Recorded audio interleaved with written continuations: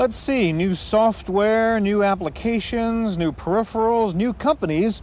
That's what a computer show is all about, and one of the biggest computer shows in the country each year is the MacWorld Expo here at the Moscone Convention Center in San Francisco. Today we'll take you inside the convention center and show you the latest and newest products for the Macintosh on this special MacWorld Expo edition of the Computer Chronicles.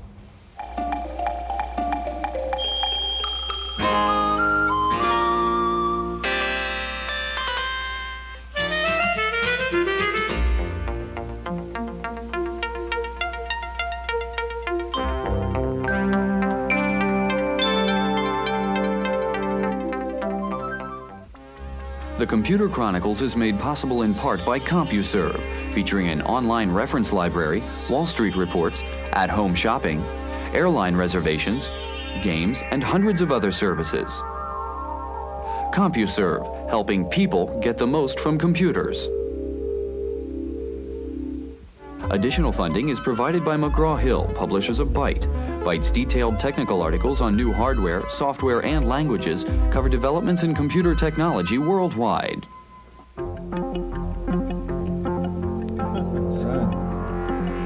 Welcome to the Computer Chronicles. I'm Stewart Cheifet, and sitting in this week for Gary Kildall is George Morrow. George, I'm taking a look at the program here for the MacWorld Expo, and so many new vendors, all kinds of interesting peripherals, software applications all over the place. No matter what magazine you pick up these days, John Scully is on the cover. That's right. All of a sudden, the Macintosh is hot. What's happening to change this?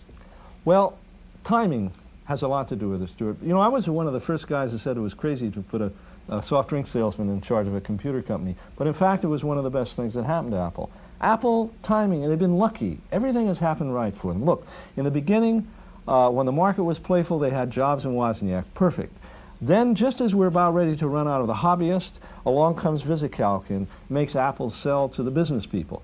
Now, as the market matures, what do they need? They need a marketing guy. Enter Scully. The Mac comes out, could have failed, but the laser printer came along with Scully's skills. The two of them just went together.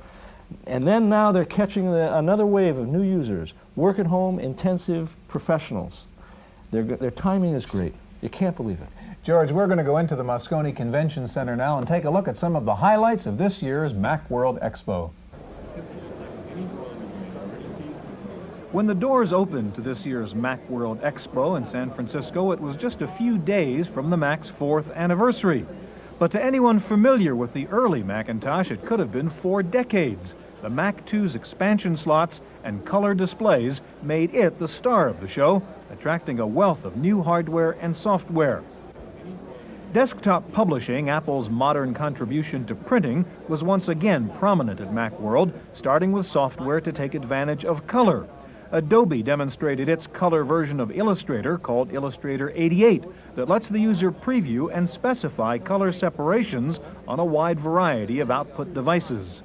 To make the program much easier to use, we've added a FreeHand tool that lets you trace freehand over outlines, and the computer automatically curve fits, finds the best PostScript kind of curves that match the curve that you have traced.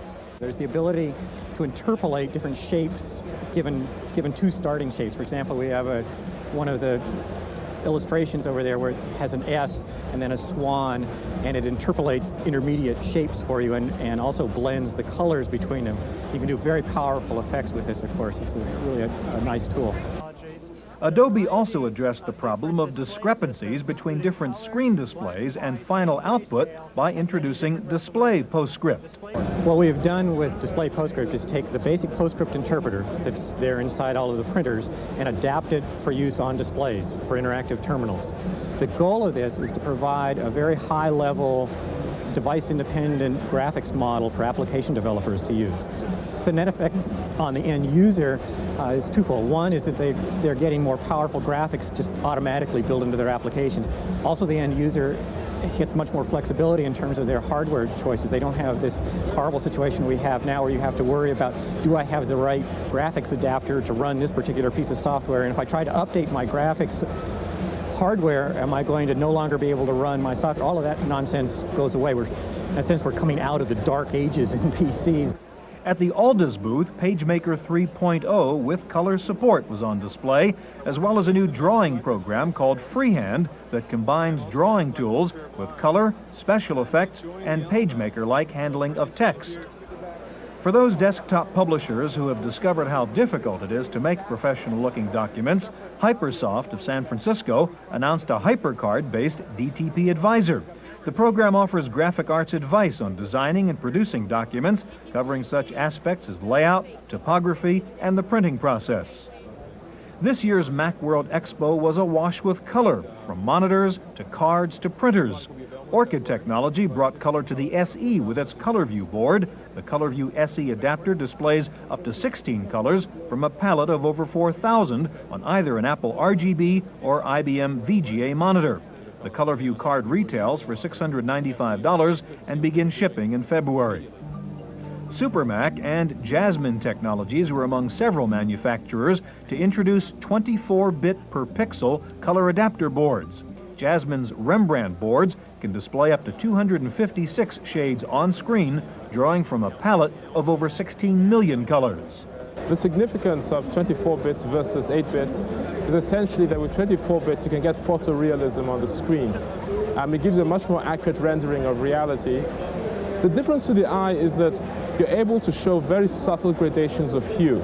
And when you look at the screen, the colors are as sharp and as bright and as subtly intermixed as the eye can see in reality. So really, I mean, the metaphor in some sense is it's looking at reality on screen. Now in 8-bit mode, you have banding because the differences between hues are not subtle at all, and you can actually see them. So the gradations aren't as smooth. The Rembrandt boards range in price from $2,000 to $3,000, but most users will need to invest in additional hardware to store the memory-intensive color images. 24 bits per pixel requires 24 times as much memory as a monochrome screen. 4 megabytes of RAM and an 80 megabyte hard disk is recommended to start with, not to mention a color printer and scanner. Still, compared to what is presently comparable, the system might be a bargain. I would say up to now you'd have to spend at least $30,000 on very high-end super minis and workstations from, say, Sun and Apollo. In some sense, even the graphics capability that we're giving the Macintosh is more sophisticated than what you can get on the Sun today. The profusion of color adapter boards was matched by a wide choice of high-resolution color monitors, like the 19 and 20-inch displays from eMachines. These screens measure over 1,000 pixels across by 800 pixels vertically, or 2.5 times as much as a standard Mac II display. Aimed at desktop publishing and CAD users, the eMachine monitors can display documents at their full height and actual size. Video adapters were prominent at the show, both for capturing and manipulating digitized images.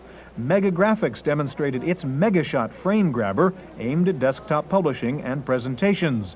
MegaShot can capture images from a video camera or a VCR at 256 levels of gray. It'll be selling for about $1,000. Silicon Beach Software introduced its entry in the category of image processing called Digital Darkroom. The program includes automatic tracing of bitmapped images and special effects for grayscale graphics. Digital Darkroom also features image enhancement for cutting, pasting, and blending dissimilar images. Computer Friends of Portland, Oregon introduced a graphics overlay board for the Mac II called TV Producer. The card can lock up to an incoming video signal, which can then be mixed with graphics for special effects. In the race for maximum resolution, Sigma Designs showed its LaserView monitors capable of displaying over 1,600 pixels horizontally by 1,200 vertically. The monochrome monitors are designed for publishing and engineering applications and practically eliminate the need for scrolling and reducing images to fit the screen. Apple's new product introductions focused on printers. The 3 new laser writers feature higher speed, modular design for future upgrades, and networking and expansion capabilities. The 2 high-end machines called the NT and NTX feature PostScript drivers, while the single-user SC printer uses the QuickDraw graphics routine. Prices range from $27.99 for the low-end SC to $65.99 for the NTX. Apple also introduced a compact musical instrument digital interface, or MIDI, for the Apple IIgs and the Macintosh. The connector, about the size of a pack of cigarettes, retails for $99. Now that Apple has accepted the concept of an open Macintosh, products that were once common to PC shows are turning up at MacWorld Expo. McPeak Systems of Austin, Texas, demonstrated the first 68030 accelerator board for the Mac II. The board is priced at $19.95, and it's expected to ship in March. A typical application might be in a scientific lab where people are doing data acquisition. They're using a computer to monitor a number of instruments in the lab and record data from those instruments. This can be the process is usually limited just by the amount of data that you can pump into the machine and how fast you can pump the data into the machine. So obviously if you're accelerating that process, you can get a lot more data into the machine a lot quickly and therefore make the whole process in the lab a lot more efficient. With this card, you might be able to acquire 3 or 4 times the data of a regular Mac II in the same amount of time. It's not a typical Office product, although we are finding it to have a lot more broad appeal than we had anticipated, and that's mainly because at $19.95 for the basic product, a lot of people would like to go 3 or 4 times faster than anything they do. As with all computer trade shows, whether PC or Mac, there were many products shown at Macworld Expo, but few available for immediate delivery. This frustrating but common practice, sometimes called vaporware, was handled in a novel way by WordPerfect Corporation, which has been promising its Mac version of the popular word processor for over a year. WordPerfect was selling beta copies of the program labeled Betaware for $99. When the release version is finally shipped, buyers can get an upgrade to the $400 package at no charge. Finally, in a worthy demonstration of the value of recycling, Sun Remarketing brought out a wall full of the Mac's precursor, the Lisa. The machines are priced at a very attractive $695 and are available for immediate delivery.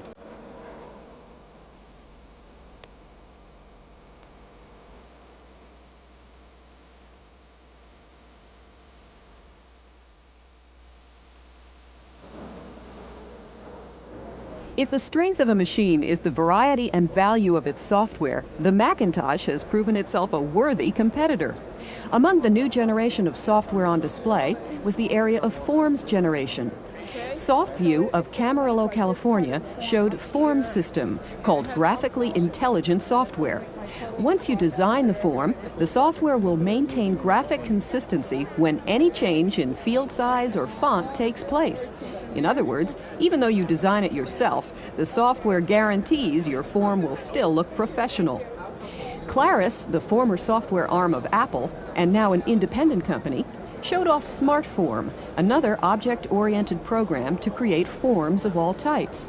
And people here are not underestimating the value of this market. Look at the forms market, a market that is a $6.5 billion market today in terms of creating forms, publishing forms, and printing forms. And we like to create products that help people in that marketplace and as a result create a new market. A completely different approach to forms generation comes from Spectrum Digital of Madison, Wisconsin. Their product doesn't allow you to design a form, but it allows you to take one that already exists, put it through a scanner, and onto the Macintosh screen, where you can then teach the computer to fill it out. Just tab across to the boxes or lines to be filled in, and the program will even calculate for you. Why reinvent the form? Why reinvent the wheel? Why not make use of existing forms? There are already hundreds of thousands or millions of forms that are in existence, and people want to be able to fill those out, and preferably they'd like to be able to use the computer hardware they have sitting on their desk. And that's really where TrueForm fits in. But the real star of this show was Apple's HyperCard. Activision showed 2 products, Reports, which allows you to generate reports from HyperCard stacks, and City to City, an electronic guide to the best food, lodgings, and other necessities of traveling throughout the U.S. Macromind of Chicago introduced a way to animate your HyperCard stacks. Its VideoWorks 2 HyperCard driver creates real-time animation on a HyperCard application, even in color on a Macintosh II. For those who want some intelligence in their stackware, Cognition Technology of Cambridge, Massachusetts offers Mac Smarts, the first expert system shell for a HyperCard. In this demonstration, a HyperCard application can answer questions and lead you to the correct solution regarding the best way to ship a package. If there's any doubt about the hyper evidence of HyperCard here at the show, it's settled here. Throughout the show floor, these computers are running a HyperCard guide to the show itself, with which you can locate any vendor on the floor. There's tremendous demand. If you've looked at all on what's going on, the online services, the bulletin boards, the various ad hoc meetings, the user groups, the various things, there's literally a hyper culture that is developing. It's almost a cult. And to service that cult, there are several new publications, including Jan's slick new magazine called HyperAge. If new tricks are winning friends for the Mac, so are some old ones. Products that enable the Macintosh to communicate with and run programs for IBM machines. AppleShare PC is finally being shipped, software that allows a Macintosh to share data with popular IBM programs on a network. Tangent Technologies of Norcross, Georgia, had an IBM sharing data with a network of IBMs and Macs, but its hardware-software package also talks to the new micro-channel architecture of IBM's high-end micros, the PS2 series. But how many businesses are interested in this? Quite a few, because there are individuals who like the Mac because it's graphics and desktop publishing capabilities. There are also applications that might have been written in-house for the PC only, but they want to share the data. So don't throw away the PC just because you want to get a Mac for someone. Let them work together. For those who need total compatibility, not just shared data, but the ability to run IBM programs on a Mac, there's the Mac 86 board from AST Research, and SoftPC from Insignia Solutions of San Francisco. This is a totally software-based way for a Macintosh II to run IBM programs. No hardware needed. And the benchmark Lotus 123 was used as the proof of the pudding. We've tested all of the top programs from the very beginning right up to today. We've now got 70 programs in extended test file. We believe we test this product more rigorously than any computer vendor tests a hardware PC. And finally, two other products are worth a quick note. Microtouch of Woburn, Massachusetts, demonstrated a touch screen for the Mac. Instead of a mouse, you use your fingers to command the machine. And a new kind of mouse called Felix came from Lightgate of Emeryville, California. It uses optical technology to make it faster and much more sensitive than your standard mouse. When the Macintosh was introduced back in 1984, it was clearly a different machine than the one we have today. Now, with color, more power, and open architecture, the Macintosh has clearly captured the public imagination, as well as their pocketbook. At the MacWorld Expo in San Francisco for the Computer Chronicles, I'm Wendy Woods.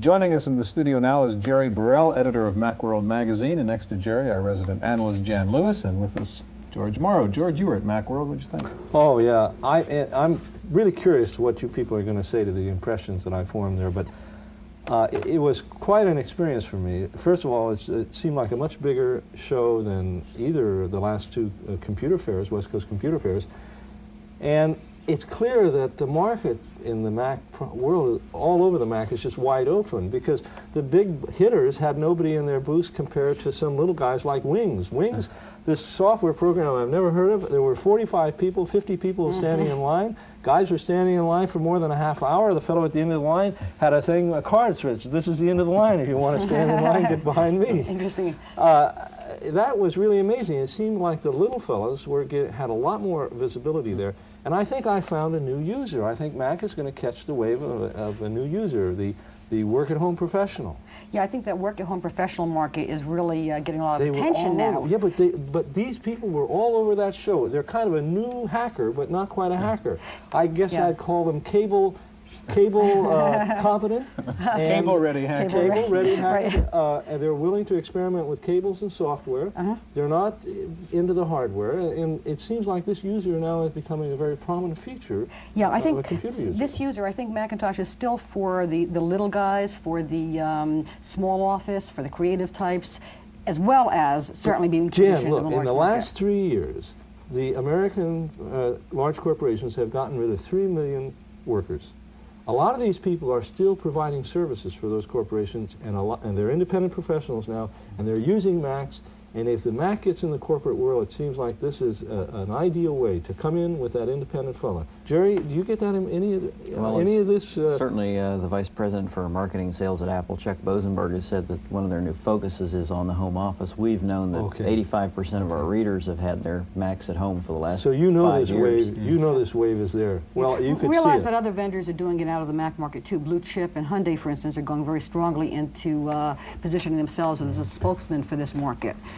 Tandy, quite frankly, I think, is the one that really mined the market. But the Mac is in a much better position to mine this market because of their user interface. Wouldn't you say so, Jerry? The majority are in the home right now, and professionals, educators, consultants, so forth have had them. But this visual interface that you just point to and click, it seems to me, for a new user, it's much less intimidating than the DOS interface. It's less intimidating. Let me tell you something else also. Besides just the intimidating part of the icon, even things like the file management, trying to make your way up and down directories, is so easy on the Macintosh and so arcane on the other systems. I want to get back to the show.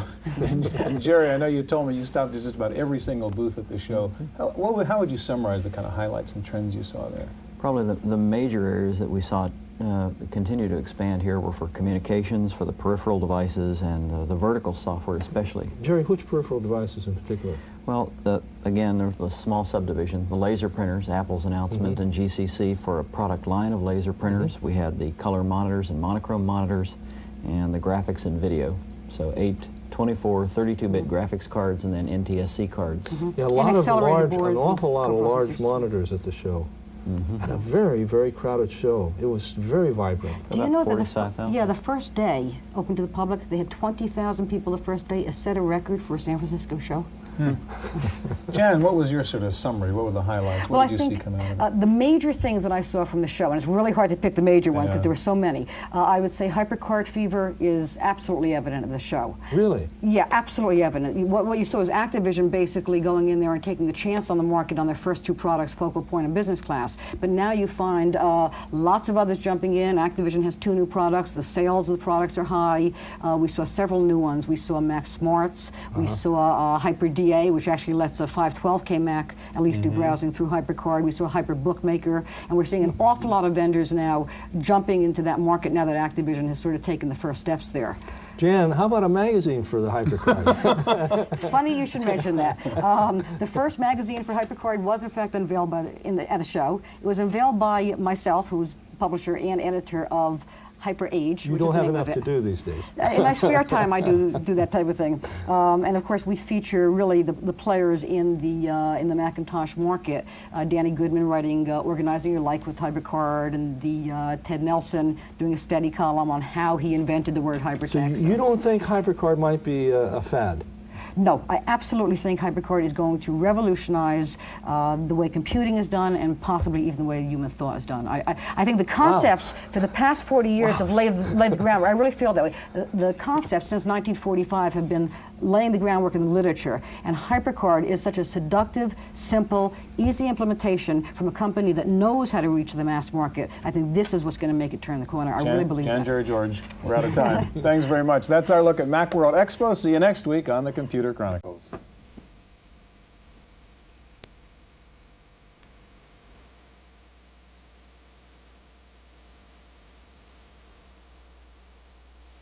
In the random access file this week, Microsoft announced it is designing a version of the OS II operating system for 8386 microprocessor. Among the more dramatic changes to the system will be the support for an enhanced intelligent file system and support for multi-processor PC systems. The company expects to release the 386 version in 1989. WordPerfect Corporation hopes to release version 5.0 of its WordPerfect word processing program for IBM PCs and compatibles in March. The most notable improvement is a new command that lets you integrate graphics into your document from a large range of file formats. Contrary to many expectations, WordPerfect Corporation did not incorporate the capability to have more than 2 documents open at one time. However, WordPerfect 5.0 can use expanded memory, allowing you to work on very large documents in RAM. And Lotus Development has unveiled an upgraded version of its word processor program, Manuscript, also to be released in March. Manuscript 2.0 features macros, integrated downloadable font support, and an automatic worksheet import. In addition, Lotus noted that Manuscript can now support several industry-standard graphic file formats. Time now for this week's software review. Here's Paul Schindler. Kind of hard to tell what's going on at this size, right? Or at this range, you're too close to see the big picture. Well, a lot of people have the same problem with their tiny screen Macintosh computers. One solution is to spend $1,000 on a large screen monitor. Another solution is stepping out. Now, stepping out enables your Macintosh monitor to pretend it's just a window onto a much larger or much smaller monitor. You get to choose how big a virtual monitor you're using, but be careful, the larger the monitor you use, the more memory it takes up. Probably the handiest form of stepping out screen enhancement is the split screen, in which half the screen is either an enlargement or a reduction of what is on the other half of the screen. You can also use it to greatly ease navigation through a large spreadsheet. Stepping out is $95 for the Macintosh 512 SE or Mac Plus from Berkeley Systems Design in Berkeley, California. For the Computer Chronicles, I'm Paul Schindler.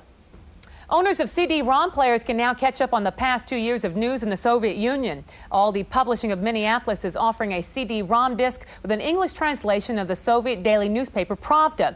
A comprehensive index allows users to find references to specific items or to use wildcard references for general searches. The Pravda CD-ROM sells for $249. Panasonic has come up with software for electronic typewriters called FastType that converts traditional Gregg shorthand abbreviations into words, providing secretaries with a shortcut to finish typed documents. In addition to being able to translate Gregg shorthand, users can create their own abbreviations. The software will be available for 2 models of Panasonic typewriters next month for under $200. Since most drunk driving arrests occur at night or on weekends, county officials in Grand Haven, Michigan are considering using computers to allow judges to issue warrants from their homes for suspects who refuse to take breathalyzer tests. The proposal would allow an official at the county jail to send warrant information via modem to the judges for review. A judge could then swear on the officer by phone and instruct them to sign an affidavit warrant. Marine recruits at Parris Island, South Carolina are using smart cards from MicroCard Technologies to buy everything from hamburgers to rifles. The 64K cards contain all the vital information about the recruit, including name and spending balance. The Marines are using the cards for all purchases on base. Finally, computers and religion have come face to face. Pope John Paul II has probably become the first pontiff to ever address issues of computer ethics. In a message prepared for the 22nd World Day of Social Communications in May, the Pope has warned the media against abusing the possibilities opened by computerization, which he said could be a force for peace if properly handled. That's it for this week's Random Access. I'm Cynthia Steele. The Computer Chronicles is made possible in part by CompuServe, featuring an online reference library, Wall Street reports, at-home shopping, airline reservations, games, and hundreds of other services. CompuServe, helping people get the most from computers. Additional funding is provided by McGraw-Hill, publishers of Byte. Byte's detailed technical articles on new hardware, software, and languages cover developments in computer technology worldwide. Transcripts of the Computer Chronicles are available online on CompuServe. Type Go Chronicles at any CompuServe prompt. If you'd like the CompuServe access number in your area or a free booklet describing how to use online services, call 1-800-848-8199.